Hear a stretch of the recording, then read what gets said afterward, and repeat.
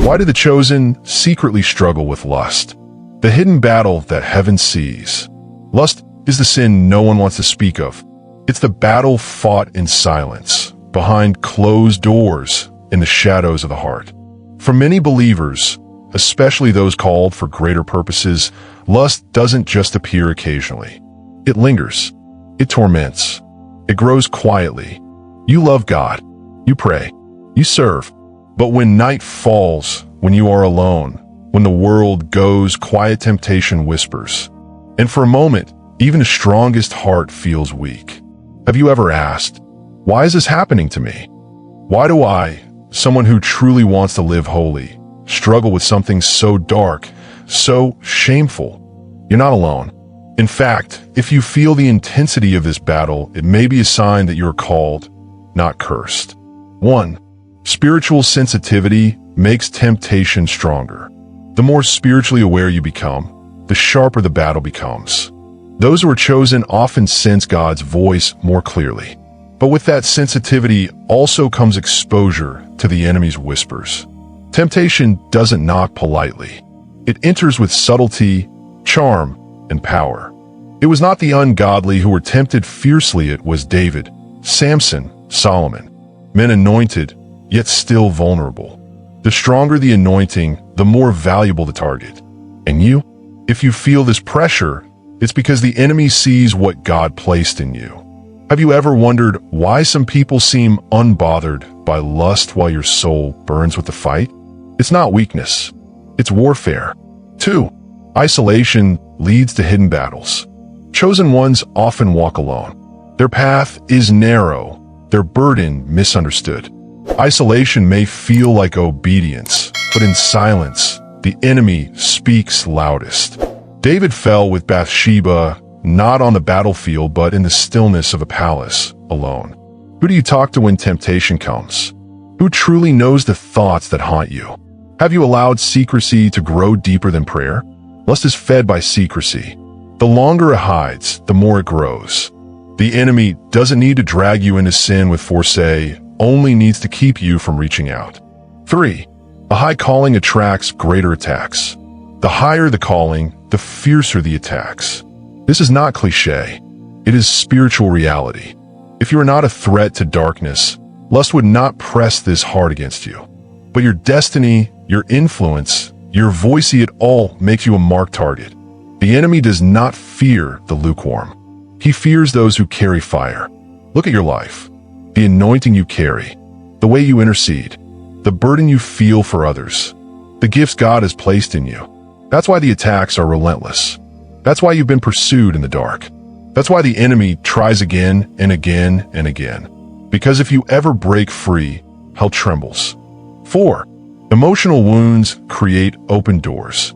Lust rarely enters through the front door. It sneaks in through cracks in the soul. Rejection, abandonment, loneliness, divorce, abuse. These wounds are not just memories. They become doorways. Open gates where the enemy walks in and offers a false version of healing. When the heart is hurting, lust speaks gently. This will make you feel loved. Just one time won't matter. You deserve this. You've been through enough. But after the moment fades, shame sets in, guilt arrives, and the wound grows deeper. Have you been seeking pleasure when you should be seeking healing? Have you allowed your pain to become a permission slip for compromise? You can't win this battle with willpower alone. You need inner healing. 5.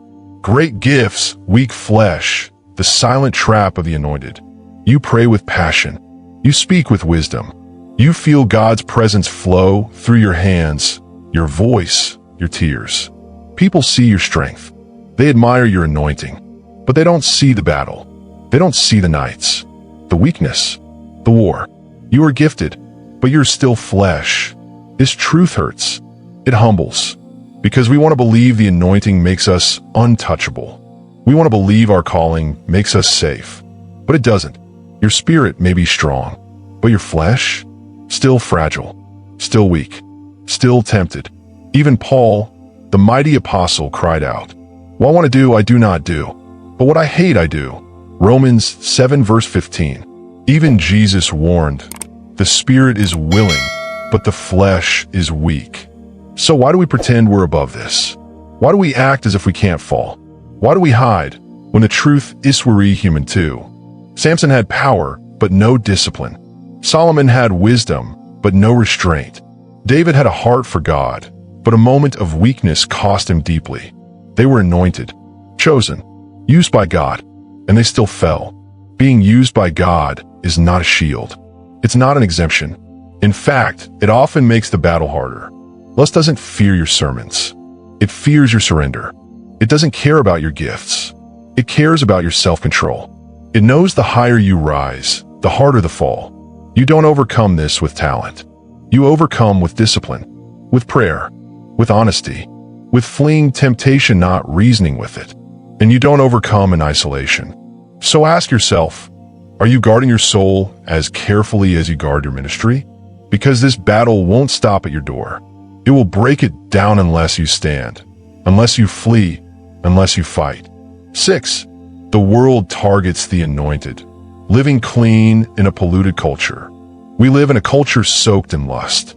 It's on screens, in jokes, in the headlines, in ads that pop up when you least expect them. You don't go looking for it, it finds you. This world isn't neutral. It's designed to seduce, to numb, to desensitize. And for those who follow Christ, the battle is not just hard, it's daily. You used to be shocked. Now you scroll. You used to resist. Now you tolerate. You used to flee. Now you linger. Little by little, the world makes you soft.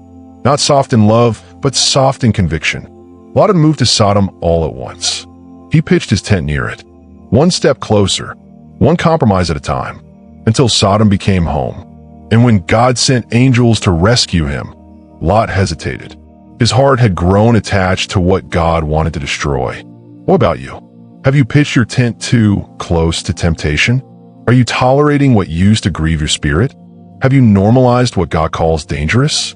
This is how the enemy works. He doesn't drag you into darkness, dims the light, one layer at a time. Romans 12 verse 2 says, "Do not be conformed to this world, but be transformed by the renewing of your mind." That's not a suggestion. It's survival. You cannot renew your mind while consuming poison. You cannot walk in power while drowning in compromise. You cannot pray for purity while feeding the flesh. God is calling you out not to shame you, but to save you, to remind you, you were never meant to blend in. You were called to be set apart. This world will call you old-fashioned, but heaven calls you chosen. So which voice will you follow? 7. The test God allows, fire that refines, not destroys. Some battles come from the enemy. Others come from your flesh. But some battles, God allows, not to punish, not to shame, but to refine, to reveal, to purify. God tested Abraham with Isaac. God tested Job through suffering. God tested Joseph through betrayal and prison. And now is testing you through this hidden battle. You've asked, "Lord, why won't you take this away?" He replies, "Because I'm teaching you how to overcome." You think this lust is a curse. But what if it's the fire that forms you? Gold doesn't shine until it's melted. Steel isn't strong until it's forged in heat. Faith isn't real until it's tested. Right now, you're in the fire. The enemy wants it to consume you, but God wants it to cleanse you. James 1 verse 12 says, "Blessed is the one who endures temptation, for after he has stood the test, he will receive the crown of life." This is not just about desire. It's about destiny. It's not just about falling. It's about forming. It's not just about sin. It's about strength. Joseph ran and was promoted. David stayed and fell. Samson played and was destroyed. So ask yourself, will you pass the test? This is not the end of your story. This is the turning point. God is not done with you. He is still writing, still molding, still waiting. But he won't force purity. You must choose it. This fire will either break you or build you. It will expose you or expand you. It will ruin you or refine you. So today, right now, decide, will you rise or will you fall? Because eternity is watching and heaven is calling. You don't have to live in shame. You don't have to walk in silence. You don't have to be defined by your worst moment. Freedom is real. Purity is possible.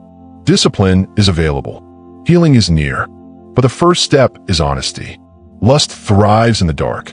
Victory begins in the light. If you're fighting this battle, it's because you're worth fighting for. The enemy knows your future, but so does God, and he is rooting for you. He has not walked away from you. He has not given up on you. He is near. You don't need to clean yourself before you come to him. You come as you are, and he does the cleaning. So, here's the question: will you keep struggling in silence? Or will you cry out for help? Will you stay hidden, or will you step into the light? Will you stay in Sodom, or will you run toward freedom? Leave your prayer below. Cry out to God.